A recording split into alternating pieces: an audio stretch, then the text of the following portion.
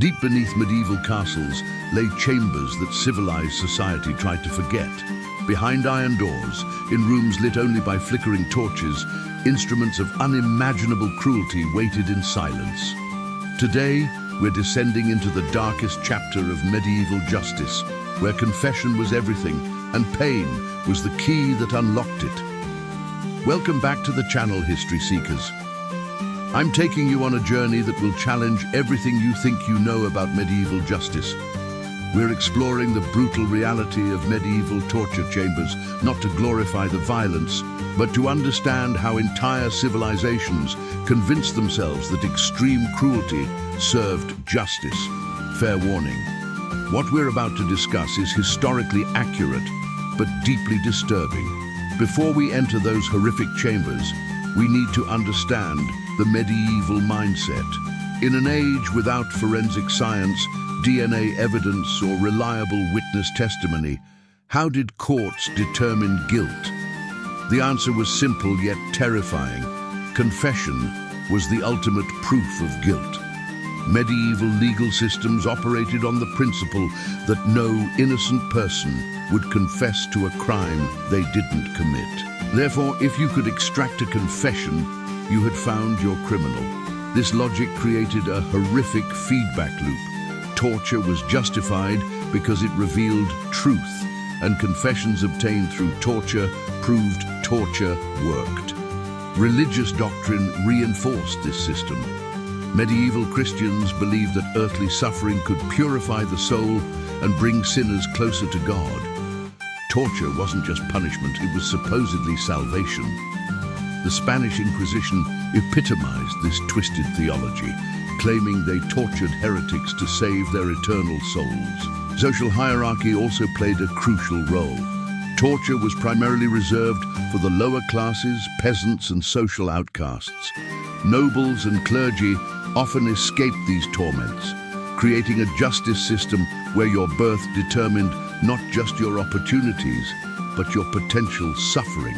Medieval torture chambers were deliberately designed to break the human spirit before physical torture even began. Located deep underground, these windowless rooms were accessed through narrow, winding staircases that amplified every scream and moan from below. The walls were typically stone or brick, designed to muffle sounds while maximizing psychological impact. Bloodstains were often left intentionally visible, serving as grim reminders of previous victims. The ceiling was usually low, creating a claustrophobic atmosphere that intensified fear. Lighting came from torches or oil lamps, casting dancing shadows that made the torture instruments appear to move and writhe like living creatures. The flickering flames also served a practical purpose. Many torture methods involved heated metal, and fire was always readily available.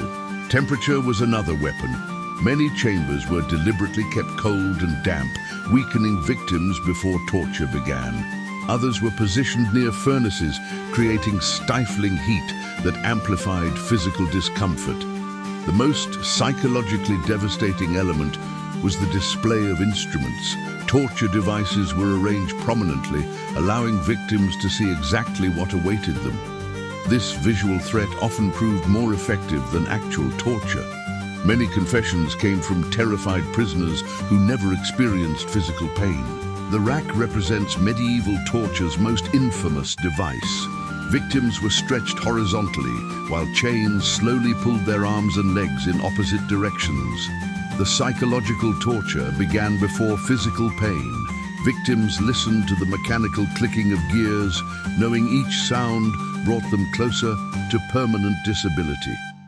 The Judas cradle forced victims to sit on a pyramid-shaped device, with their full body weight concentrated on a single sharp point. The torture was designed to last for hours or days, as victims had to constantly shift position to avoid penetration, leading to exhaustion and eventual impalement. Thumbscrews sound almost innocent until you understand their purpose. These devices slowly crushed fingers and thumbs with mechanical precision. Torturers could control the exact amount of pressure, making this method ideal for extracting gradual confessions while leaving victims technically able to sign documents. The Iron Maiden, despite popular myths, was likely not a medieval invention, but rather a 19th century creation designed for tourist exhibitions. However, medieval torturers did use coffin-like devices lined with spikes that prevented victims from moving without injury. Water torture took many forms, from the strappado, where victims were hoisted by their arms tied behind their backs, to early forms of waterboarding. These methods left no permanent marks, making them ideal for extracting confessions without visible evidence of torture.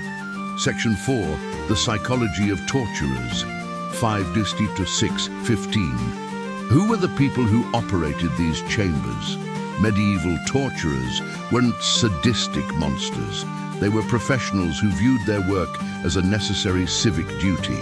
Many were appointed by local authorities and received regular salaries for their grim services. These men developed detailed knowledge of human anatomy, understanding exactly how much pain they could inflict without causing death. Their expertise was valued by legal authorities who needed confessions, not corpses. Psychological distance was crucial to their function. Torturers developed elaborate justifications for their actions. They were serving God, protecting society, or revealing truth. Many genuinely believed they were helping their victims by forcing them to confess their sins and achieve spiritual redemption. The social isolation of torturers was both a consequence and a necessity of their profession.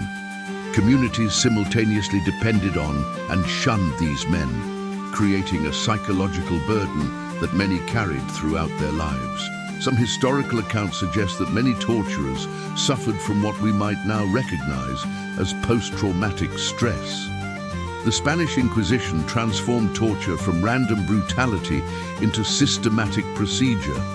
They created detailed manuals specifying exactly which methods to use for different crimes and demographics. This bureaucratization of cruelty represents one of history's darkest administrative achievements. Inquisitors were required to have medical knowledge present during torture sessions, not to prevent harm, but to ensure victims remained conscious and capable of confession. Doctors monitored pulse rates and breathing patterns, advising when to pause torture to prevent death. The Inquisition introduced psychological torture techniques that were arguably more effective than physical pain. Victims were forced to watch others being tortured, creating anticipation that often proved more devastating than actual experience. They also used family members as leverage, threatening to torture loved ones unless confessions were provided. Record keeping was meticulous. Every session was documented, including the victim's responses, the methods used, and the duration of each technique. These records served both legal and practical purposes. They provided evidence of confession while also creating a database of effective techniques for future use. The auto da fe ceremonies, where confessions were publicly announced and punishments carried out, served as community-wide psychological torture. Entire populations witnessed the consequences of opposing religious authority, creating a climate of fear that often eliminated the need for individual torture. Despite the overwhelming power of these systems, some individuals found ways to resist or survive their ordeals. Understanding these stories helps us comprehend both the brutality of medieval torture and the incredible resilience of human nature. Some victims developed psychological techniques to cope with pain, including meditation practices, religious devotion, or mental exercises that helped them dissociate from their physical experience. Others focused on protecting family members or fellow prisoners, finding strength in loyalty rather than self-preservation. Physical resistance took various forms. Some prisoners attempted to bite off their own tongues to prevent forced confessions. Others tried to die by suicide rather than endure extended torture.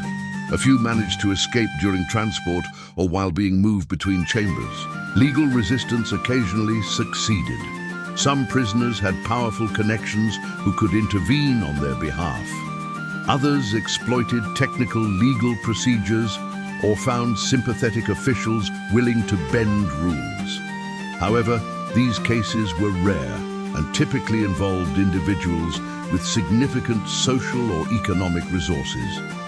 The most common form of resistance was simply enduring without confession. While this rarely prevented torture, it sometimes limited its duration or intensity.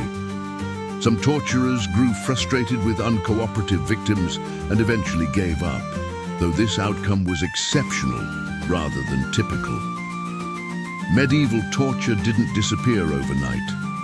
It faded gradually as legal systems evolved and social attitudes shifted. Several factors contributed to this transformation, though the process took centuries rather than decades. Enlightenment philosophy challenged the fundamental assumptions underlying torture-based justice. Practical concerns also played a role. As legal systems became more sophisticated, authorities recognized that confessions obtained through torture were often false. Innocent people confessed to crimes they hadn't committed, while guilty parties sometimes endured torture rather than admit their crimes. Religious reform movements within Christianity began questioning whether torture aligned with Christian values of mercy and compassion. While this theological shift was gradual and incomplete, it removed some religious justification for extreme punishment. Economic factors influenced the decline as well. Maintaining torture chambers and professional torturers required significant resources. As alternative investigation methods developed, torture became less cost-effective than other approaches to criminal justice. The medieval torture chamber serves as a stark reminder of humanity's capacity for systematic cruelty when societies convince themselves that extreme methods serve higher purposes. These historical lessons remain relevant today as we confront modern questions about interrogation, punishment, and justice. Perhaps most importantly, medieval torture demonstrates how easily civilized societies can normalize extreme violence. The people who designed, operated, and supported these systems were not monsters. They were ordinary individuals who accepted brutality as necessary and justified. The role of authority in legitimizing violence cannot be ignored. This institutional support allowed extreme cruelty to continue for centuries, while participants maintained their sense of moral righteousness. The unreliability of information obtained through torture remains a crucial lesson. Medieval confessions extracted through pain rarely revealed truth. They revealed what victims thought their torturers wanted to hear. This fundamental flaw in torture-based interrogation persists today. Finally, these historical examples highlight the importance of legal protections for the accused. Modern legal systems, despite their flaws, provide safeguards that medieval prisoners couldn't have imagined. The darkest secrets of medieval torture chambers aren't found in the specific instruments or techniques. They're found in the mindset that made such cruelty possible. Understanding this history doesn't require us to forgive medieval brutality, but it does demand that we recognize our own potential for similar darkness. Medieval torture represents a cautionary tale about what happens when societies prioritize order over justice, confession over truth, and authority over humanity. These chambers served as brutal reminders that civilization is fragile and that cruelty can flourish when good people convince themselves that terrible means serve necessary ends. Today, as we face modern questions about interrogation, punishment, and justice, we must remember the lessons learned in those dark medieval chambers. The price of civilization is constant vigilance against our own capacity for cruelty and the courage to choose mercy even when vengeance seems justified.